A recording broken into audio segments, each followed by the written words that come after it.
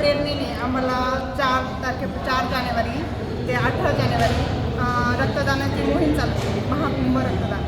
आता त्यांनी आम्हाला महत्त्व कळालं. आम्ही साधारण लोक आहे, खेड्यापाड्यातले लोक आहे, त्यांना रक्तदानाचं महत्त्व माहीत नव्हतं. पण त्यांनी रक्तदानाचं महत्त्व पहिले स्वतःसाठी काय ते आम्हाला समजून सांगितलं.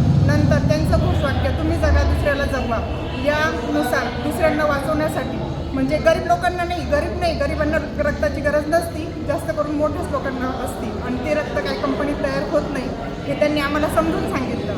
त्यासाठी तुम्ही घरोघरी जा आणि रक्तदानसाठी दाते शोधा.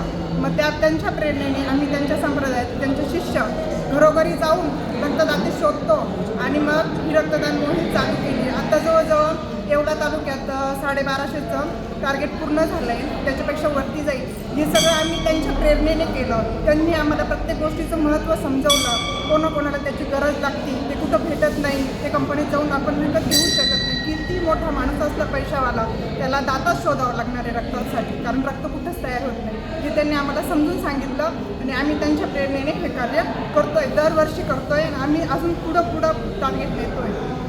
जय सियाराम.